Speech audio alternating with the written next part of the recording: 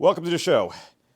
So there seems to be some sort of nuance that many people miss, or that they just glance over it and have some sort of false assumption that simply owning a firearm is an act in which it would support the Second Amendment, or participating in or endorsing or supporting political organizations that use firearms as a foundation of their basis, and also collective armed groups out there, which they often call themselves as self-defense groups. However, these groups or entities or individuals, some of them are against the Second Amendment, and that these organizations, either as armed entities or political organizations, are indeed against the Second Amendment for either being fundamentally corrupt, missing the point of the Second Amendment, in which it's an amendment under the law as the Constitution of the United States, in which it just uses the law to enforce the natural rights of self-preservation of life and as a method or a tool to go against unjust tyranny. Or these organizations themselves are just flatly hostile to the Constitution and want to enforce restrictions on arms and additional tyranny against the people, and completely against American or liberal values and want to destroy the Second Amendment altogether. So let's go look into why that is. And what is firearms culture?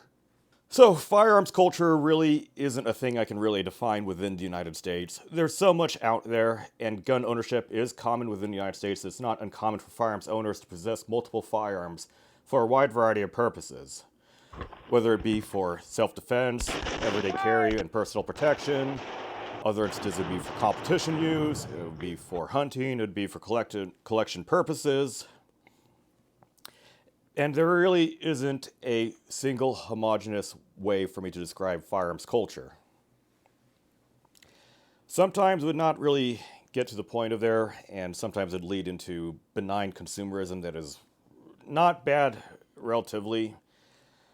Chasing over the nearest trends in firearms, like basically treating them like Funko Pops, or what we call it over here in the firearms industry, or the firearms media space, Gunko Pops. And many individuals would just use them for their intended purpose for self-defense and everyday carry, and have no intention of wanting further restrictions on firearms or using them for violence against the citizenry. Yet, one thing I would observe would be people buying firearms and using them as props for some sort of performative purpose, and to advocate banning them or causing further restrictions on them one way or another. One example would that be of Fudds. So, what are Fudds? Fudds is a term that would come from the character Elmer Fudd from the Looney Tunes cartoons. Like the little stumbling character that go, I'm hunting wabbits, wabbits eating. But that sort of term of Fudd would go and describe a particular kind of gun owner in a negative way, in which it would be a type of gun owner that would only want firearms for a particular purpose, own firearms for a particular purpose, and would advocate for the restriction or ban of firearms for and all purposes, especially those of self-defense, or especially those of firearms that are used in a more defensive manner or more defensively used firearms, and often say things such as a longtime gun owner and hunter, I believe that AR-15s, these are assault weapons. They have no purpose or use at all, and no one should need them, or something to that effect. But Fudds will not be limited to only of that of hunting. For example, Fudds can refer to those in the competition space, which they only view firearms for sporting and competition purposes, and any firearms used outside of those purposes or for defensive means should be banned, and they should not be used for that sort of manner. Same thing with military Fudds, who believe that arms should only be in possession of state forces, such as the military. I would say stuff such as a veteran, we should not have civilian ownership of AR-15s. So an example of a Fudd would be Bill Ruger Sr., the co-founder of Storm Ruger and Company, commonly known as Ruger today. And in a 1992 on NBC, Bill Ruger would say, "No honest man needs more than 10 rounds in any gun." And that would be the example of a Fudd. Someone who is not only a firearms owner, but the owner of an actual firearms company, a major company, and would want to have restrictions on the defensive citizen and only want to have, like these tactical or duty or defensive guns only for state armed use, such as that of the police or the military. And the firearms and everything in Ruger's catalog at the time were wooden stocked hunting type guns or traditional looking guns. Like the Ruger number 1, the Ruger number 3, the 1022, things like that. And it only took until Bill Ruger Sr.'s death that the Ruger Company has changed its image around. Such examples would be that of, in the mid-2000s, releasing a external piston, duty and tactical based AR-15 pattern rifle called the SR-556, and later on having more and more firearms be accessed by the general public at affordable prices, such as the Ruger AR-556 AR-15 pattern rifle using standard designs and a standard internal piston design.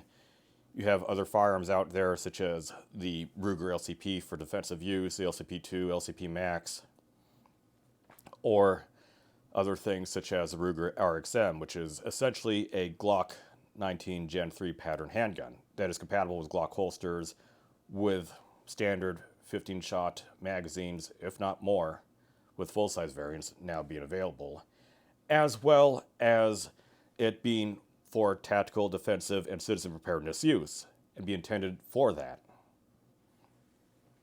However, Bill Ruger Sr. himself, he's a FUD. Now, with Bill Ruger Sr. being that of a stereotype of the hunting FUD, with a competition FUD, I've already covered about this in a previous video about 2 years ago on November 2024, called The Disconnect Between the Competition Shooter and the Prepared Citizen. And one of the topics I would talk about, or one of the subjects I would speak about, would be on a now deleted YouTube channel called Autonomous Defense, in which a speaker for that would say that, to summarize it, just go and watch the whole 45-minute video about it if you want to get into the weeds of everything. But my statements still stand to this day. Is that he would think, or to summarize, that competition, like firearms are only used for competition use, any sort of thing involving around citizen preparedness, such as preparation, body armor, night vision equipment, all of that is some sort of far-fetched fantasy item. When Hop went on his tangent, the pranko, about how people that don't have gear need to have some sort of frame of reference for what gear to get to then get that gear, and like that is what matters, is like they need something, and that's why like his content and the content that people like him put out there is good, is because when people don't know anything, they have nothing to go off of, having something for what is good or what is bad is useful for them to go and get. And I think that's actually wrong. I think they don't actually need the gear. They don't need the gear at all. They don't need packs. They don't need go bags. They don't need all this prepper shit. They don't need plate carriers. They don't need these fucking battle belts. They don't need these rifles set up in these fucking ways. They don't actually need this fucking gear. And that firearms should be used only for competition use, and competition use is the only thing that would drive firearms development and doctrine forward, which isn't the case. I've listed many examples in that previous video. But that would be an example of a competition FUD that would discount the use of firearms for any lawful means, including that of self-defense and preparedness. Military FUDs, already talked about it. There are several examples out there that would use their military background as some sort of testimony to encourage the infringement on the Constitution, the ones where they had an oath to swear and protect and defend, which is ridiculous. Now, one example of this would be Lieutenant General Mark Hertling, a retired Army general who is a frequent pundit on CNN, which oftentimes he was brought in for a CNN hit piece or smear piece or a narrative against the AR-15 and to support and speak about misinformation about it, such as the method of operation of the AR-15, the ballistics of the .223 Remington or .556 caliber cartridge, while also advocating and providing supports to have bans and restrictions on these patterns of firearm, which is the most common pattern of long arm within the United States. Bans on the magazines, keep them away out of lawful citizens' hands, while also having additional statements to support gun control in the Giffords organization. That would be an example of a military FUD. The same. So this is the M4 military rifle. Right. This is the AR-15. Right. A lot of people will buy this just because it's cool and they want to appear like soldiers. If you're a gun collector or a gun aficionado and you want an AR-15, you can certainly buy one, and you should be able to buy one. The problem is when it gets in the hands of the wrong people. Originally built for the battlefield, a defining characteristic of the AR-15 is the speed and power of the bullet.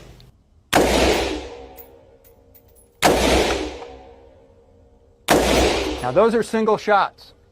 If I wanted to fire this on full semi-automatic, all I do is keep firing. Now I won't probably hit the target when I do this, when we look at the target later on, but I'm going to fire about 5 shots. Okay. It's a weapon designed to inflict maximum damage. Now, like the Fudd, there are other politicians which would use firearms as props and then advocate for gun control, often saying things like, oh, you don't need an AR-15. Some examples out there would be the 44th President of the United States, Barack Obama, shooting a sporting shotgun while advocating for gun control and introducing a lot of gun control legislation. Then President Joe Biden, around in 2013, with saying that the citizen doesn't need an AR-15 while advocating that only a double-barrel shotgun should be used. If you want to protect yourself, get a double-barrel shotgun, have the shells, a 12-gauge shotgun, and I promise you, as I told my wife, we live in an area that's wooded and somewhat secluded. I said, Jill, if there's ever a problem, just walk out on the balcony here or walk out, put that double-barrel shotgun and fire 2 blasts outside the house. I promise you, who's ever coming in is not going to, you don't need an AR-15. It's harder to aim, it's harder to use, and in fact, you don't need 30 rounds to protect yourself. Buy a shotgun. Buy a shotgun. As well as Minnesota Governor Tim Walz, who has been seen for claiming to be a Second Amendment candidate while showing off just only a hunting shotgun, while advocating for gun control in multiple instances, such as that after the Annunciation Catholic Church shooting over in August 2025. It happens day after day after day. There have already been dozens and dozens of mass shootings across this country since the first of the year. But we're proposing a ban on military assault rifles, high-capacity magazines, ensuring accountability among responsible gun owners. These should be easy lifts, safe storage, reporting your weapons when they're lost or stolen, closing the ghost gun loophole, implements a firearm insurance requirement, establishes a firearm and ammunition tax, and creates and expands early intervention resources, including school resources, working to go back upstream to prevent anything that happened in Annunciation to ever happen again. These are common sense measures. We've made significant progress. We know the data shows our red flag laws are saving lives. We know that these are concrete proposals that make a difference. We've proven to the rest of the world that Minnesota is built differently. And I want to make this case that this legislative session, this is an opportunity to make Minnesota the safest state around gun violence while doing nothing to impinge on your Second Amendment rights. There's another class of gun owner which I would call the temporary gun owner.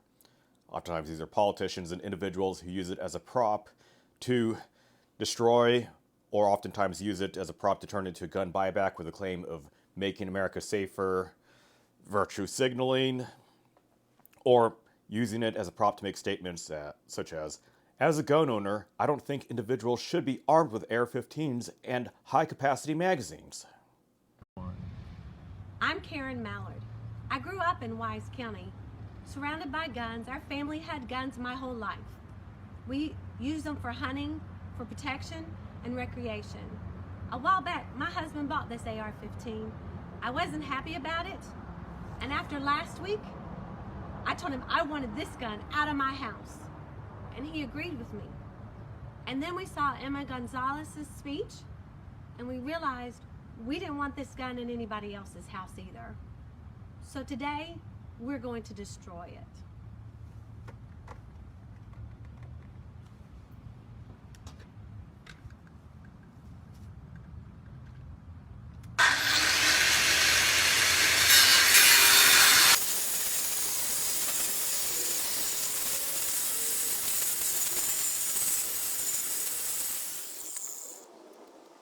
inspired last Sunday at the vigil by the Moms Demand Action members when they reminded us that the Mothers Against Drunk Drivers and the Students Against Drunk Drivers work together, and they brought about some change. I think we have a real opportunity here to do the same thing with gun reform. This teacher and mother is joining Moms Demand Action. I'm marching with the students, marching for their lives. And to those students in Florida and across our country, keep standing up and speaking truth to power. These gun owners heard you, and we're going to stand by you. And as your future Congresswoman, I'll make comprehensive gun reform a top priority. Oftentimes, these people would end up having guns and then voting for politicians and other representatives and leadership that would endorse wholeheartedly gun control. And this can be seen in many states out there where individuals would trade their own personal liberties with that of perceived safety while voting for politicians and governors and presidential candidates that would support gun control or have conducted themselves to introduce legislature to ban firearms, especially common patterns of firearms and firearms attachments from that of the citizen. There are several examples out there in the r/liberal gun owner subreddit, and someone else on YouTube, Wubba Bubba, who gives commentary and examples out there, numerous examples of this stuff over Team Fortress 2 video game footage, and he had made several observations on this phenomenon. Oftentimes, these individuals out there would just make any sort of statement out there that would make firearms ownership and defensive use prohibitively expensive and out of reach for that of the ordinary citizen, and would only lead to the wealthy, politically well-connected, and the police or other state agents, such as the military or federal law enforcement, to only be armed. Another example of this firearms owner class that would be against the Second Amendment would be criminal elements such as straw purchasers or individuals who would obtain firearms specifically to equip a prohibited person, in which that prohibited person would use that firearm in facilitation of a crime. And that would push fear against arms and creates a narrative for additional gun control and just to restrict weapons for that of the lawful citizen who wishes to protect themselves. And another gun owner category that I would talk about more in depth later on, which would be that against the Constitution and the Second Amendment, would be individuals who make up armed groups whose purpose and stated purpose is to destroy the Constitution. I'll shift to that later. However, all of these gun owner types as a whole, whether it be the politician using guns as a prop, the temporary gun owner, the FUD, and criminal elements, they fragment pushes for the preservation of the Second Amendment, and it normalizes that perceived scary firearms or firearms for citizen preparedness use or defensive use should be banned, and that a prepared citizen is an enemy of society. Now, besides individuals that happen to possess firearms, which are in actuality a detriment to the Second Amendment, we also have political organizations that focus on firearms. And I'm not talking about groups that specifically advocate for gun control as a basis of organizations such as the Everytown for Gun Safety, Moms Demand Action, Bloomberg-affiliated organizations, but ones which claim that they defend and support firearms rights, such as the National Rifle Association, specifically the subgroup of the National Rifle Association Institute for Legislative Action, the NRA-ILA, in which that organization would have constant and aggressive pushes for fundraising, such as through emails, through flyers, through aggressive calling, all sorts of stuff for donations and fundraising operations with a stated goal for lobbying for the preservation of the Second Amendment, and that they would claim to use those funds to fight against unconstitutional gun control legislation in the courts or through political processes in Congress. Now let's take a look at one figurehead for this organization, Wayne LaPierre. Wayne LaPierre was in the NRA since 1977 and has done a significant amount of fraud.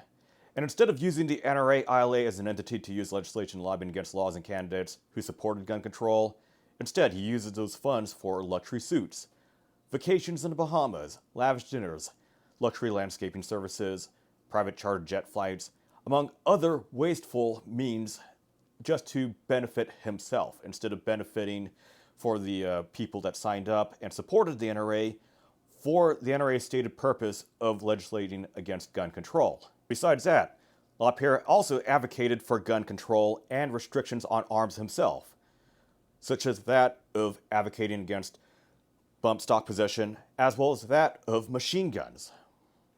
But on bump stocks, let me say this. The fact is that the Obama administration a couple years ago legalized a device, their ATF, that fuzzed the line between semi-automatics and fully automatics. And if we're able to fuzz that line, all semi-automatics are at risk. I've been arguing for Dianne Feinstein for years, has been trying to ban semi-autos, saying a semi-auto is a semi-auto. It's not an assault weapon, like you say, Dianne Feinstein, and it's not a machine gun. But if you fuzz the line, they're all at risk, and we're not going to let that happen. Well, stepping back, is the NRA position that you're okay with the current restrictions against fully automatic? We have supported the existing law on fully automatic firearms. And what we don't want is we don't want the line to be fuzzed, because if you fuzz the line, you're putting every semi-automatic firearm for years. And with a huge amount of fraud by LaPierre, he resigned over in 2024, but due to LaPierre's actions as well as that of his cronies, there was a huge amount of irreversible reputational damage to the NRA, and that the corruption would be financial and self-serving. And it diverts resources and invites broader attacks on the Second Amendment movement. And it leads to a huge amount of perception in which the NRA is a bunch of Fudds. Another organization I can talk about, which is politically based, would be Pink Pistols, also known as Operation Blazing Sword, in which their stated objectives are, as quoted, 1. To educate anyone in the basics of firearm safety and operation, enabling them to make an informed decision regarding whether or not owning a gun is a right for them. 2. To demonstrate that gun owners do not hate LGBTQ people, and in fact want them able to protect themselves from violence. 3.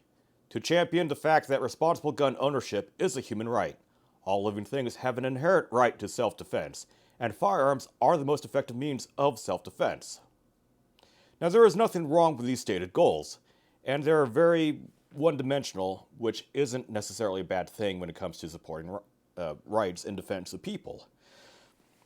Yet, this sort of organization, Pink Pistols, once you break down to lower-level organizations, local organizations, and subgroups, there is a huge lack of internal oversight in these various chapters and would cause a detriment and a contrary to their stated goals, going beyond their single stated objectives, and that of something more, something against the Constitution, and in fact, an enemy of society.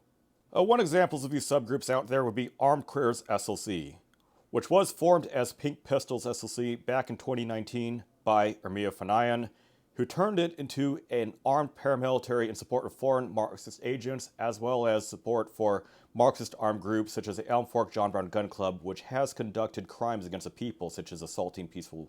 So, the Elm Fork John Brown Gun Club, I talked about it in the past regarding the North Texas Antifa cell, also known as the Benjamin Song cell, which, when the Elm Fork John Brown Gun Club was a significantly more active organization, they have done attacks on nonviolent Christian protesters at Fort Ruth Brewing and Pizza over in Fort Worth, Texas, as well as a good chunk of its members making up the North Texas Antifa cell, which is also known as the Benjamin Song cell, in which the ringleader, Benjamin Song, has led an attack against the Prairie Land ICE facility on July 4, 2025, and him and his cell were convicted of supporting a terrorist organization.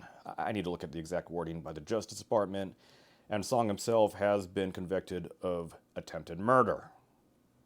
You have Fanayan, as well as Lieutenant, go participate in the 18th May Day Brigade over in Havana, Cuba, and meet with Ferdinando Gonzalez Yort, who is the president of ICAP and a key leader in Cuban intelligence. You have multiple endorsements by the United Nations for Fanayan, and the United Nations is an organization which is strongly against individual self-defense as well as that of private gun ownership. And Armed Careers SLC and Fanayan is backed up by Roy Neville Singham, government-backed organizations which have Chinese Communist Party backing, such as Code Pink, for example. A local group which also made up of a Pink Pistols chapter is Rainbow Reload, which was formed as Pink Pistols New Hampshire, founded and run by Finn Smith, also known as Queer Armor, who is a rather deranged individual. He has supported the Charlie Kirk assassination and celebrated it, as well as depicting himself as a cartoon gunning down anyone on the street which he perceives as a Nazi. Now, while I can argue that Armed Careers SLC, as well as Rainbow Reload, is no longer affiliated with the National Pink Pistols Group or Operation Blazing Sword, and while that might be true, and that is officially stated on the website of Operation Blazing Sword, there are active Pink Pistol chapters out there that still do the same things, such as the celebration of the Kirk assassination, as well as other nefarious acts, such as the Tampa Bay Pink Pistols over in southern Florida, which is one and the same with the Florida Stonewall Underground subgroup, in which they also endorse the Charlie Kirk assassination, as well as Stonewall Underground, or the higher echelons of Stonewall Underground, trying to hide evidence of activities from the Tumbler Ridge, British Columbia school shooter. And without any sort of oversight on these subchapters of Pink Pistols, and going beyond these one-dimensional stated goals of just simply firearms education for gay people, it would instead, in practice, have these subchapters either be in a John Brown Gun Club copy, having key figureheads endorse violence against other individuals exercising support for the Second Amendment, such as celebration of the Charlie Kirk assassination, or having direct support of anti-constitutional entities such as the Cuban government, the United Nations, or the Chinese Communist Party, such as that especially being facilitated through Singam networks. Now, while I talked about political organizations which, while in theory and in their stated goals would not be bad for the Second Amendment or advocate in safeguarding and protecting it, in actuality, either through internal corruption and rot, or through subgroups which would go beyond their stated goals and in fact being paradoxical and counterintuitive to the Second Amendment, I'll go talk about armed groups out there which only exist to destroy the Second Amendment, and only view firearms ownership as a way to facilitate in destroying the Constitution. And also talk about media entities which support these armed groups, or have the same sort of rhetoric. And oftentimes, this rhetoric of self-defense masks offensive revolutionary doctrine, often but not always in Marxist nature, and which, particularly for the Marxists, would have the worldview and application of Marxist dialectics, in which they view themselves as the oppressed, anyone else that isn't them as the oppressor, and that they must be destroyed and eliminated. And this could apply to anything: anarcho-communists, Marxist-Leninists, Maoists, anarcho-queer groups, and others. And just because a group is armed does not mean they support the Second Amendment. Let's zoom out a little bit. The Chinese People's Liberation Army, which has about 2 million in active service and about 500,000 in reserve or militia, and that group only exists to serve the Chinese Communist Party. Not necessarily for the land or the people, but just for the party. And that entity, the Chinese Communist Party, has conducted cultural annihilation and genocide. And if that group, the PLA, ends up on American soil, it would be catastrophic for the armed American citizen, and that for the preservation of the Constitution and that of the Second Amendment. And we also take a look at another example. War, which has been around since humanity. And during war, multiple participants would be armed and they would actively fight each other. I mean, that's what the definition of war is, right? And then after that, what would really matter would be the end state of everything. What happened? New leadership takes over, a new form of government, perhaps that of tyranny. Who knows? But just because a group is armed does not mean they support the Second Amendment. Now, while not a Marxist, I'll go talk about Mike Dunn, also known as Kenneth Michael Dunn, who is a leader and figurehead of the Boogaloo movement from around 2019 to 2023, and was also a founder and leader of other Boogaloo-aligned militias, such as Last Sons of Liberty Militia and other Boogaloo subgroups. Yet, through his own self-admission, he admitted to being an informant for the FBI. I'm going to give a lot of you what you've been waiting for, and I'm going to read because I have everything written down. and it helps me keep my train of thought. My name is Mike Dunn. Some of you know me as the Boogaloo Boy. Here's the truth no one could ever quite prove. From 2020 to 2023, I was an FBI informant, and from 2022 to 2024, I relayed ground-level intelligence out of Ukraine to a Pentagon-linked intelligence officer indirectly. This isn't an apology, and I'm not asking for your forgiveness. I'm done letting other people tell my story wrong or speculate while attempting to tell my story. At 17, I joined the Marine Corps. I earned the title, earned the EGA, and then lost my dream all to a medical discharge less than a year in before I could finish what I started. That stayed with me. It felt like a failure, and it never really left. At 19, I found a different path. I built militia units across my state. Fast. I stepped into leadership, organized people, and gained attention quickly. And again, I apologize, I'm reading, but it helps me keep my thoughts right. Media outlets started calling. Interviews followed. I wasn't hiding. I was right out in front of it. Vice News, PBS Frontline, RT, News to Share, etc. By 2020, I was all in. Rallies, protests, confrontation, you name it. I publicly challenged the direction Governor Northam was pushing the state of Virginia. I believed in the Constitution and the Second Amendment, and I didn't care who disagreed. Then the FBI showed up. 2 agents, calm, professional. One of them prior military. They didn't threaten me. They talked about duty, about consequences, and about reality, and I made a decision. I became an informant, not because I was scared, but because I believed some of the people around me were crossing lines that were going to get innocent people hurt.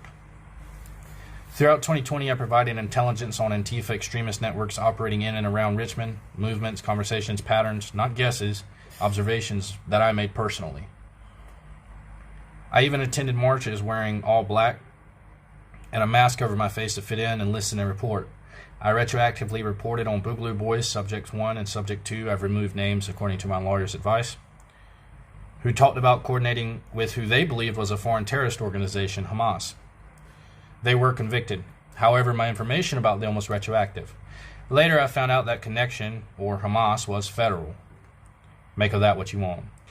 Then there was Boogaloo Boys, Subject 3. Over the phone, he talked about escalation, violence, political targets, and mentioned a plan to kill the governor of Michigan, and wanted me to make a plan to kill the governor of Virginia. I refused. I reported everything. At the time, I didn't fully understand who he was. Then an attack on a police facility in Minneapolis hit the news, and suddenly things lined up for me, and I confirmed everything I knew to the FBI. In 2021, after the events in D.C., people tried to tie my name to it, including Trump's defense team, which felt funny to me because I'd been informing on Antifa and left-wing agitators at the time, and only made posts about the Capitol attack on J6 to cement my place in the anti-government ideology. I had nothing to do with starting it, planning it, or pushing it, but once your name gets pulled into something like that, the truth doesn't matter.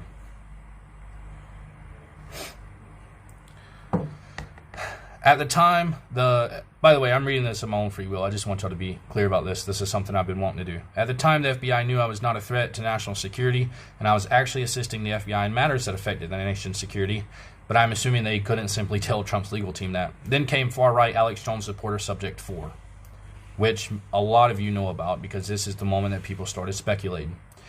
He sent me money, invited me to Maine to build what he called a compound. I went. On the way, he acquired an illegal fully automatic AK, which I genuinely have no issue with as I support the Second Amendment without fine print. But then his behavior shifted, erratic, paranoid, unstable. He started talking about explosives, materials, ideas that weren't theoretical anymore. While we were in D.C., he talked about starting a gunfight in D.C. while we were there, and then on the road after when he purchased the edited AK. I had a friend run a background check on him. Now, I was reporting him at the time, right after he bought the AK. I reported on him. I realized this guy's a threat to society. I had a friend run a background check on him and realized he had been charged with a violent crime before against family. He then mentioned bombing a hospital. At 20 years old, I had to decide whether I was going to stay loyal to someone spiraling or act before something happened. I reported everything. By the time I got away and made it to law enforcement, he already had explosive components. He was arrested shortly after. He turned state's evidence against the manufacturer and the seller and took a plea deal with a charge of possession of ammunition by a felon and released onto the streets 10 months later. I also flagged one individual operating under aliases like, I'm not going to say those, different names, same trajectory, and I believe might have been the same person escalating towards mass violence as they spoke of planning a literal war in the streets of D.C. Here's the part a lot of people don't understand. I was making these decisions at 19, 20, 21 years old. I had no roadmap, no perfect answers, just consequences. So yes, I informed. I did it deliberately. And I did it believing I was protecting innocent people. That decision has now cost me everything. Friends, trust, reputation. People call me a traitor. Benedict Arnold. I call it making the call others wouldn't, and patriotism to a country that is supposed to protect the innocent. In 2022, I went to Ukraine, not to talk, but to fight. I spent extended time there off and on through the end of 2023 in an active war zone as a grenadier responsible for anti-tank work. During this time, I took part in the offensive for Chernihiv, Kharkiv, and defensive Lysychansk, Gogorivka, Zaitsevo, Soledar, and Bakhmut. And Avdiivka, sorry. I am wanted by authorities in Russia for alleged war crimes involving a shovel and what I would call a combatant if the situation actually happened. It's just alleged. I received multiple recommendations due to valor under fire, specifically in Zaitsevo, Gogorivka, and Bakhmut. While I was there, I passed along battlefield reports to U.S. intelligence contact, accurate, real-time information from the ground voluntarily. I even received formal recognition for it from an officer within the Pentagon in the form of a memorandum. During that time, I was injured with small pieces of shrapnel to my face and arm and a brain injury that messed up my mobility for a bit and caused severe swelling and temporary speech problems from a ricocheting piece of artillery I took to the top of my helmet. That does something to you that doesn't go away. I won't take the time here to get into each combat situation, but it was heavy, fast, and a lot of casualties, at one point topping 80%. Our biggest group of deserters were GWAT vets because of the tempo and lack of air support, artillery support in Kazivak. After that, I spent time in another active conflict overseas until a friend hit a small mine and I took shrapnel to my right arm and knee, but that's all I'm going to say about that conflict for now. In 2024, a journalist figured it out. He interviewed me and I lied straight to his face. At the time, I still believed that silence was a part of the job. In 2025, I was walking out of a movie theater and I called him back and told him the truth as best as I could remember it. War takes pieces of your memory with it, really it does. Sometimes I don't remember what I ate for dinner yesterday. However, I realized that I had no reason to hide what I had done because truly in my heart of hearts, I believe I did what was best for the red, white, and blue. I only regret having to lie to my personal friends. This will upset people. Some will feel betrayed. Some will say they knew all along, but it doesn't matter to me. I don't regret serving my country at home or abroad. Not once. The only thing I regret is lying to people who trust me. That part stays with you. I lost my closest friend because of this. What I have left is simple: my family, my beliefs, and the certainty that I made the decisions I thought were right at the time. This is who I am. You say what you want. It won't change anything. It will not change the past. We can Monday morning quarterback. It won't change anything. I love my country, and I stand by her even if she might be wrong sometimes. If I was called tomorrow with an opportunity to go to Iran, I would for the sake of my country and to make it one less soldier they would have to send. God bless you and God bless America. I hope this clears up some things for you, and I've been waiting a long time to say this, and I just decided to come out with it. So it is what it is, and yeah, that's it. And Mike Dunn would have, in his capacity as leader and in more present statements, public-facing statements of that of weapons absolutism and that of fatalism. I'll give some examples. Now, some of Dunn's fatalist or accelerationist views would be that of inevitable or imminent armed insurrection or revolution. So, around early 2021, after the post-January 6th Capitol riots, in interviews with Dunn by ProPublica, Dunn said, quote, "I really feel we're looking at a possibility, stronger than any time since, say, 1860s, of armed insurrection." Later on, he distinguished it as seeking, quote, "revolution, not a civil war," while then framing it as necessary resistance to tyranny or gun control rather than random chaos.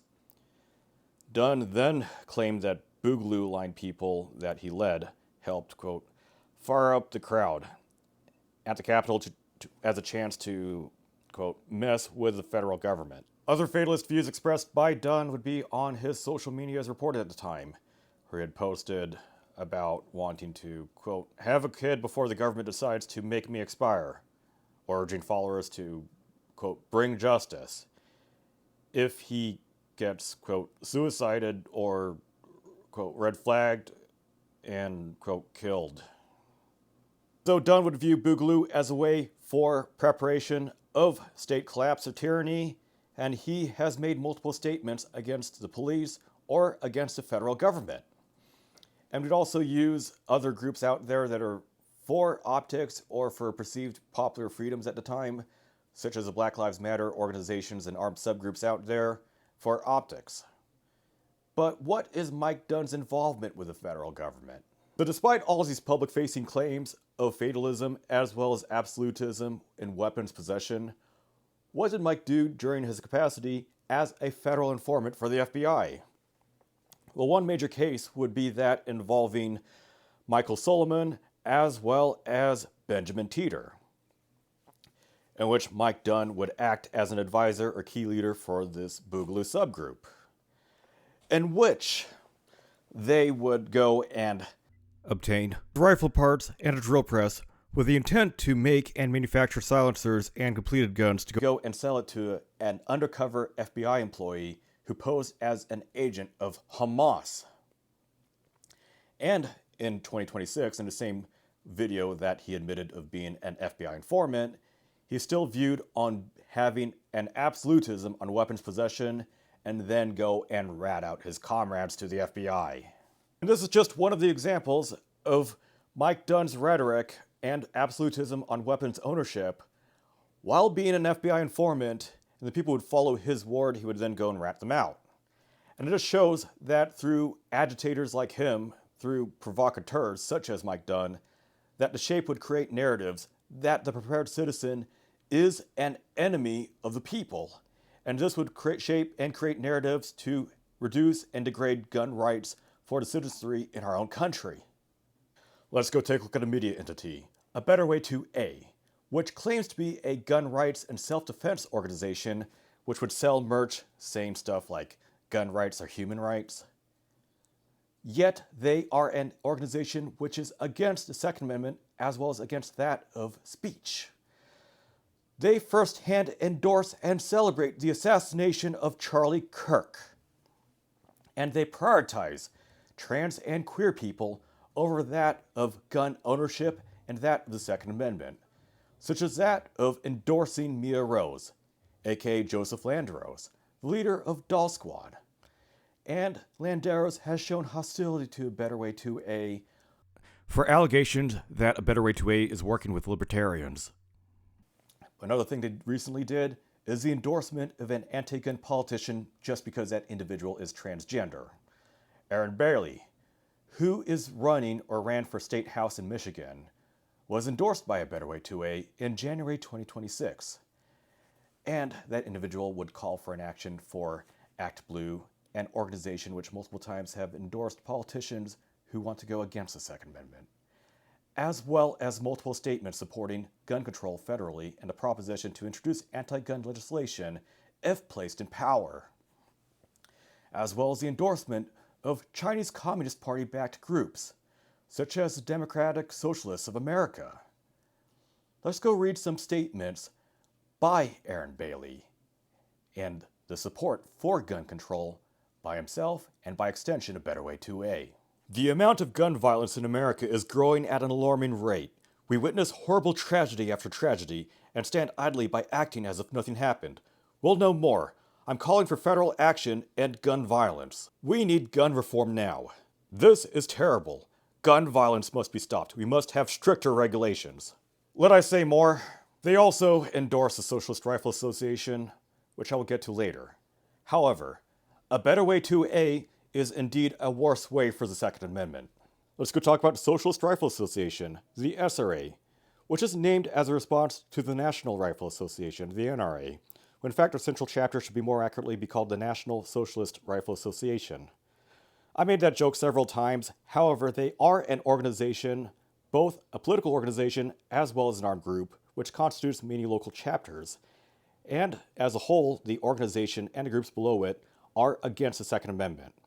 And while they frequently cite Karl Marx's quote, "The working class shall not be disarmed," they in fact would encourage the disarmament and the destruction of the Second Amendment, as well as any sort of liberal notion of having amendments or an ultimate law which is created in the first place to help further reinforce natural rights of the people, like basic liberal ideals. And this can be evidenced in multiple quotes and actions by the SRA. For example, we have the Dallas SRA, which would reject liberalism and gun rights. And a quote from them would be saying, "We need to go break the liberal politics around guns. Fuck gun rights. Colonized people never had gun rights. We need to embrace the historical use of guns within marginalized communities. We need to foster a culture around guns based on collaboration community." Well, what kind of community?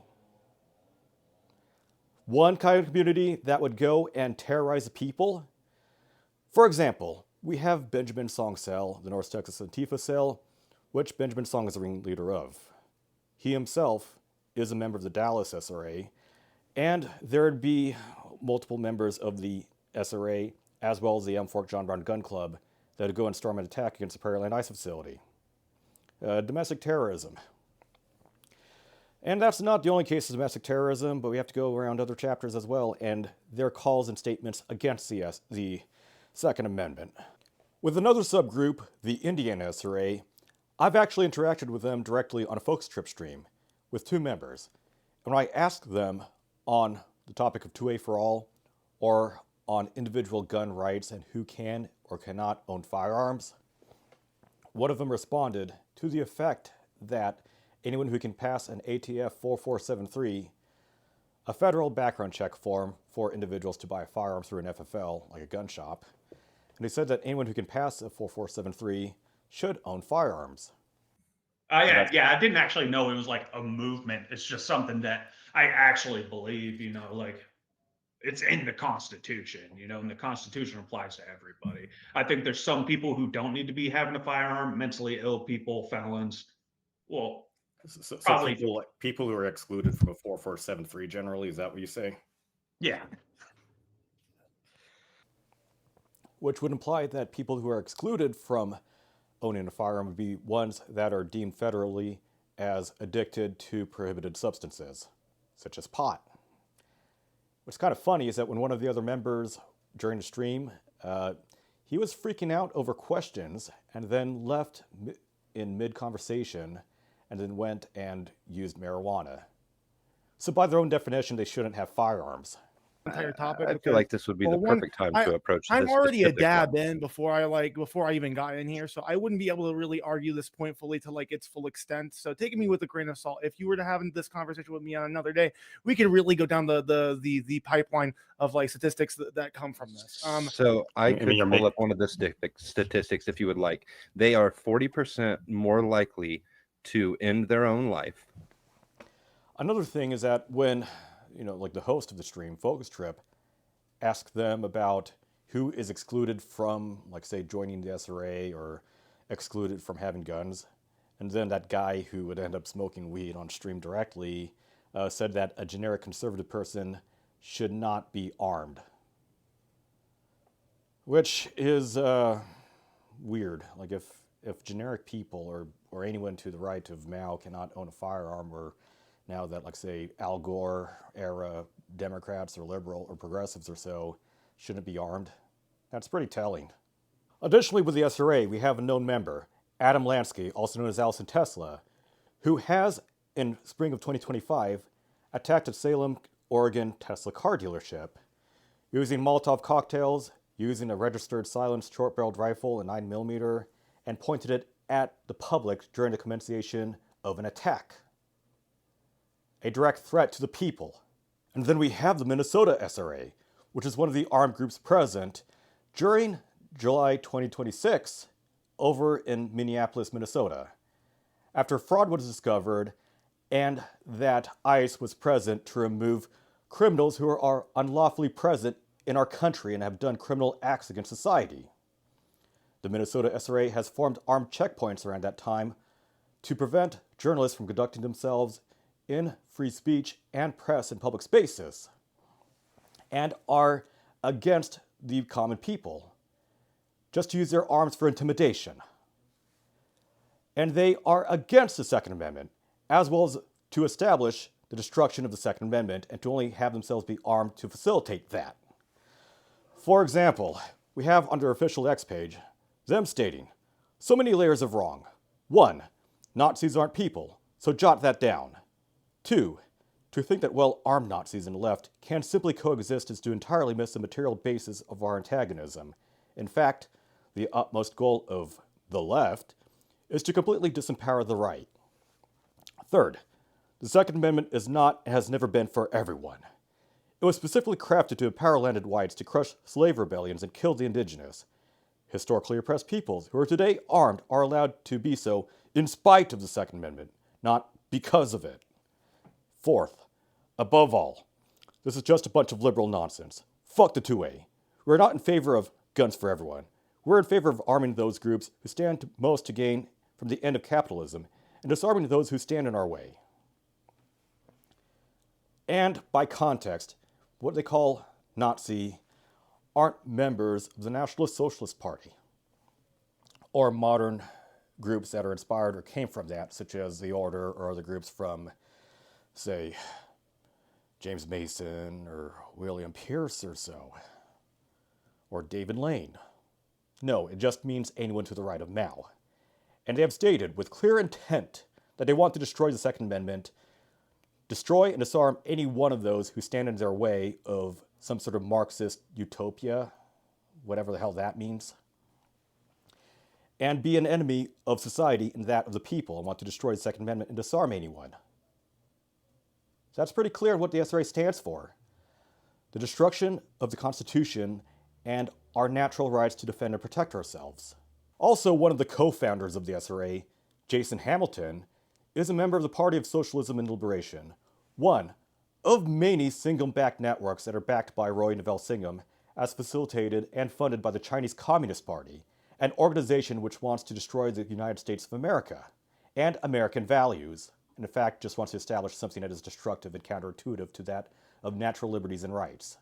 And then we have Doll Squad, also known as Trans Anarchist Shooting Collective, founded and led by Mia Rose, also known as Joseph Landerose, and is a successor organization to Community Armed Self-Defense, an armed organization whose major founder of Charles Landerose has created that armed group with the sole purpose of creating a unit and organizing, preferably a bunch of non-whites, to kill the ruling class.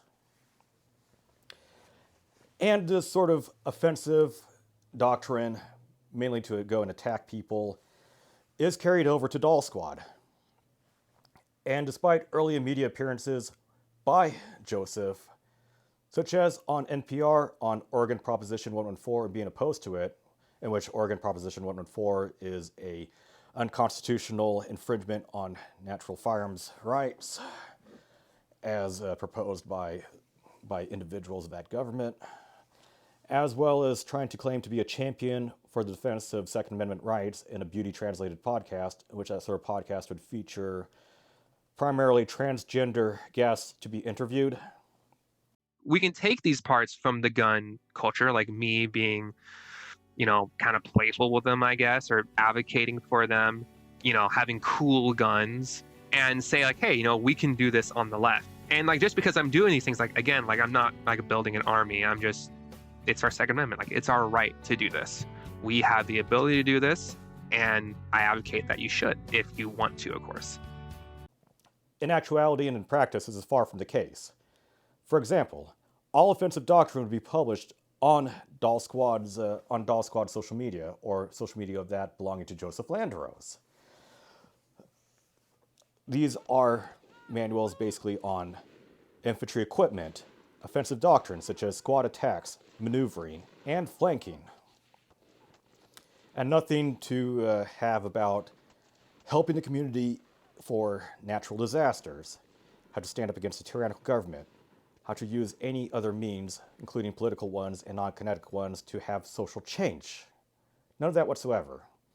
Basically labeling anyone that isn't acceptable to Doll Squad as Nazis, fascists, and colonizers, including that of the far left, such as a Better Way 2A, which would bite them in the ass. And in fact, this sort of evidence of Joseph Landerose and the Doll Squad being completely against the Second Amendment and the Constitution, besides burning the American flag and calling it a fascist institution, would be support for the aforementioned quote by the Minnesota SRA of wanting to disarm anyone that isn't acceptable to them, anyone to the right of Mao, as well as that of wanting to create disarmament for anyone, stripping off the Constitution or any sort of natural rights of the people, be an enemy of society. Hi everyone, Miss Mia here. So I recently woke up and I saw some news about the Social Rifle Association. It turned out the Minnesota chapter made some comments about Print, Shoot, Repeat. Print, Shoot, Repeat, a well-known firearm printing channel influencer, recently said that the Second Amendment is for everyone, including Nazis. And obviously, Nazis should go die. So the Minnesota SRA said that they do not support guns for everyone. They do not support arming Nazis. And in fact, they support disarming Nazis. Of course, the nonprofit organizations who know best for our movements, located in the DC area, went ahead and condemned the statements from the Minnesota SRA. So, SRA sucks, and fuck Nazis. Specifically the hostilities of... Also the endorsement of terrorism, such as the endorsement of both Hamas as well as the Philippine New People's Army, the armed wing of the Philippine Communist Party. That organization is a terroristic organization that is nothing more than a criminal mafia extortion organization against the people, or that of independent farmers that happen to own a small amount of means of production just to feed themselves and their families and their community. There is also the support and endorsement of school shooters. For example, in 2023. However, it is a bit ambiguous if Joseph is actually endorsing either the 2023 Nashville shooter, Audrey Hale, or that of Charles. For either of them were pulling out a gun and opening fire on people in a school, only to be stopped by police. Yet, I might be thinking that it's more of the school shooter just because of this whole entire outrage and outburst happening in 2023 when the Nashville shooting happened. There's also a lot of rhetoric, violent rhetoric, of stuff like, all fascists must die, which I already mentioned, fascist is literally anyone that is unacceptable to Doll Squad. And if only transgender individuals are within Doll Squad, that means everyone else is a valid target. Also, sayings of no quarter. Make that of what you imagine. Additionally, a known individual who is known to be a member of Doll Squad, Eve Weston, who runs media amplification for the Party of Socialism and Liberation, which is a Singham network by the Eugene Weekly. And also saying stuff like bashback. Like, what the fuck does bashback even mean? Attacking people, shooting up a school? What exactly does that mean? And then we have Arm Your Friends, a Houston, Texas-based group which claims to be that of community defense and firearms organization. The leader, Flight Risk, actually wants gun restrictions. Flight Risk is open to some gun regulations. He also views members of American society as that of a threat. He conflates symbols of that of American conservatism. The Punisher skull, which is co-opted by conservative boomers, and conflates that with the SS Totemkampf, which is a symbol adopted by SRA members, funnily enough, such as that with Graham Plattner. But he views those individuals with passive actions, such as driving down on a freeway, as that of a threat. Flight Risk would claim that just his skin color being black as that of him being a target. No, it's just because his group are ones that want gun restrictions and view the American society as that of a threat.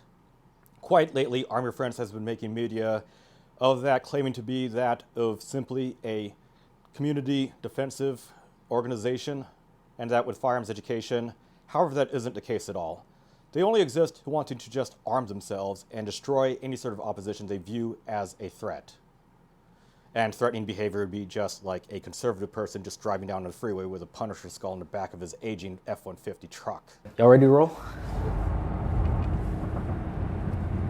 What you see there is a Punisher skull in the American flag theme, which is kind of a symbol of, I guess, right-wing militancy. Of course, any symbol means a lot of things to a lot of people, but it's kind of been co-opted as a right-wing symbol. And then we have InRange TV, a firearms media company based in Arizona, led and founded by Carl Crosata, which now he's the sole host for it. And Carl would be an individual who make vague claims for universal human rights or being pro-human rights. However, he would celebrate political violence and to disarm and destroy any of those who are against his own political opinions and wants to destroy them. For example, he has celebrated the assassination of Charlie Kirk. He endorsed organizations that want to destroy the Second Amendment and make claims about supporting for it, such as his own statements of two-way for all back in early 2025. I already made a video on two-way for all, and the statements and beliefs I have in that video remain the same. In fact, they're more reinforced by later events that happened after the video, in which Carl would say that two-way for all is just simply firearms rights for all. However, it is very ambiguous about what is all. Every single person on this planet, every American, or is it people who are simply not prohibited persons? In general, either you are for human liberation and human rights, or you're not. And it is, for me at least, as simple and as clear cut as that. So in this question, we see someone asking about two-way for all and other quote-unquote influencers who support these rights for everyone, not just a select few. I answer this quite directly and don't mince words. And again, if you're interested in being part of the conversation, patreon.com/InRangeTV. As an American and believing in what the ideals of what America should be rather than what it actually is, I think this is completely in line with human liberation and human rights in general. Thanks for watching. That is very wishy-washy and vague and very inconsistent. And maybe the former co-host of InRange TV, Russell Fagan, said that two-way for all is just simply firearms rights for all. But with him being the co-host of InRange TV and InRange TV being a representative of his views and Carl being the voice and figurehead of it, it points out to the contrary, in which Carl would go and endorse organizations that I already mentioned before in this video that want to destroy the Second Amendment, such as the Socialist Rifle Association, Queer Armor, who wants to just go and disarm and destroy and kill whatever he perceives as an enemy, as well as supporting Tactical Girlfriend, who is very likely a member of the Puget Sound John Brown Gun Club, which has conducted terrorism by major members of it, such as Willem von Bronson in a 2019 ICE facility attack near over in Tacoma, Washington. And this sort of behavior of celebrating political violence and wanting to endorse entities that cause harm for American society and want to disarm and destroy the American society and the people and want to destroy the Second Amendment or the Constitution or this country altogether. We have a Wired article published in November 2025, which I already talked about in a previous video, in which the supporters for brutality, Carl's Circle, would be members of the SRA, or the only time that the SRA would be defunct is that the organization itself collapsed, not that the members have changed their own thoughts and disbanded from it. No, it's not the case. For example, one of Carl's supporters, as well as Carl himself, would endorse statements such as, "Death to all those who stand in the way of freedom for queer people." Yeah. So InRange TV, despite these sorts of shallow claims, through their own actions and practices and statements, is an entity and organization with a key leaderhead of Carl Crosata being one that wants to destroy the Second Amendment and not one that is in support for it. Just because a group is focused on firearms either as a political focus or that of an armed group or individuals who own guns does not mean that they are here for the Second Amendment. We have Fudds, who want to strip others of their right to have firearms and that of them using firearms for any and all lawful activities.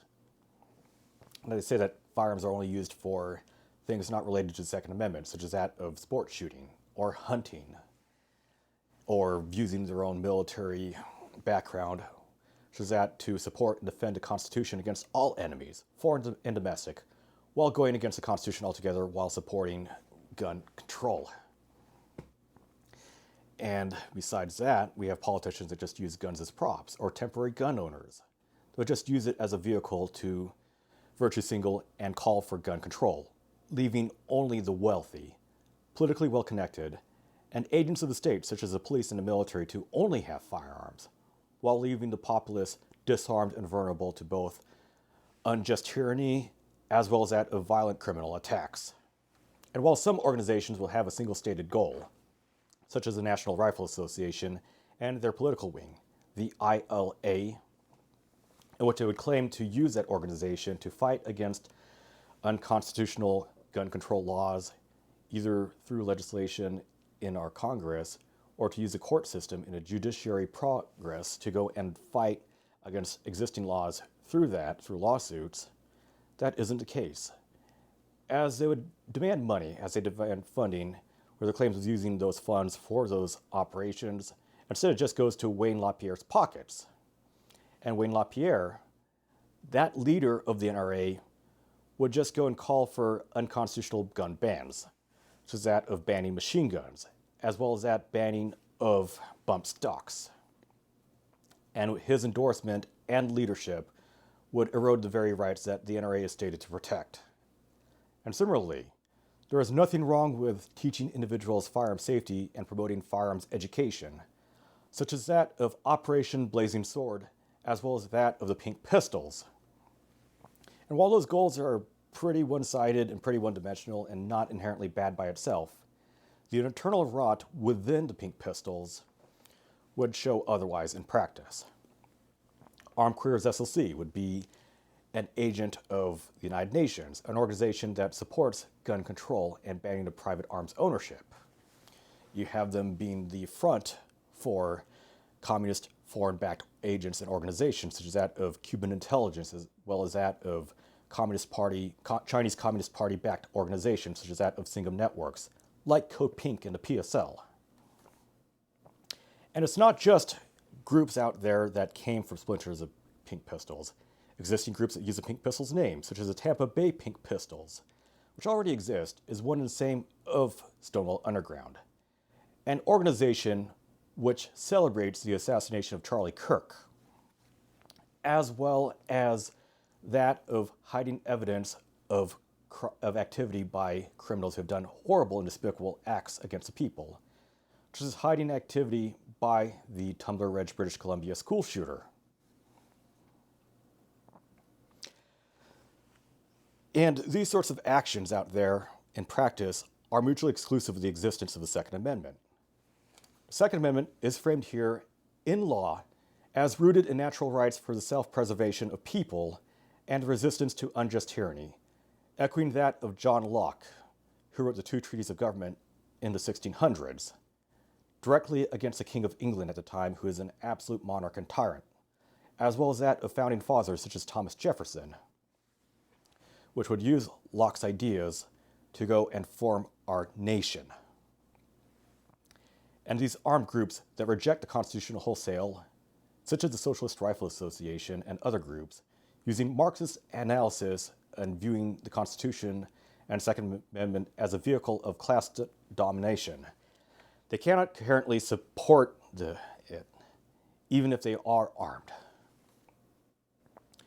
And much of these political and armed organizations have ties to Chinese Communist Party-backed networks such as that run by Singham, Code Pink, the Party of Socialism and Liberation, the Democratic Socialists of America, among others, Cuban contacts who've been known to be heads of intelligence, or United Nations gun control pushes and groups raise sovereignty concerns for our republic, and that external actors that don't belong to our state are shaping U.S. domestic armed groups.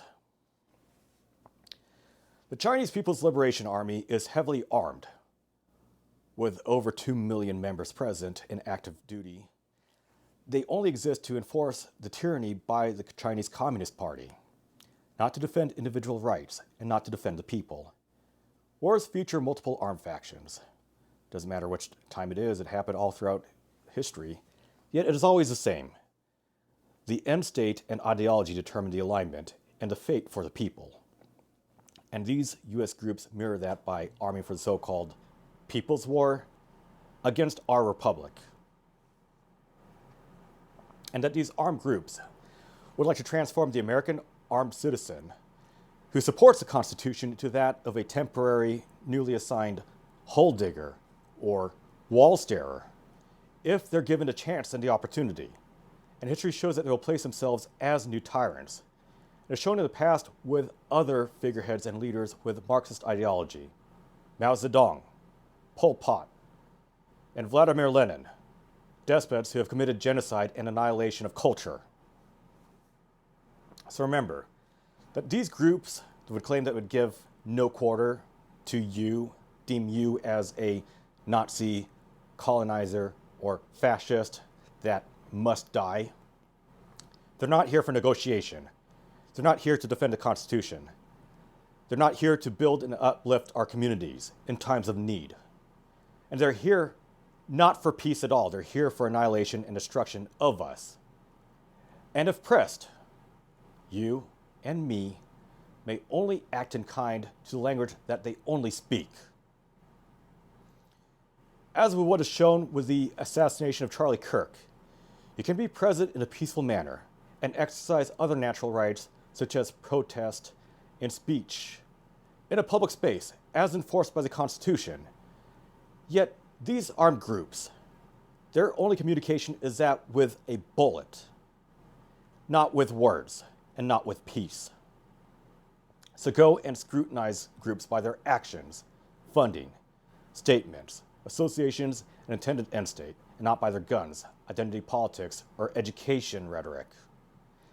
Another thing, besides these armed groups, state agents such as Mike Dunn, that have statements of revolution, of against fighting against tyranny against the state, fatalism, and a desire to be a martyr, and to be anti-police and anti-government in their public-facing behavior. Yet, it turns out they were rats for the FBI and just allows the state to go and shape narratives that the armed American citizen, one who upholds and defends the Constitution and enjoys individual liberties, is an enemy to our society. That is not the case. And with that, act accordingly. And remember, just because they are armed and just because they use firearms as a basis of their foundation or identity does not mean that they are allies and they are not here for the Second Amendment.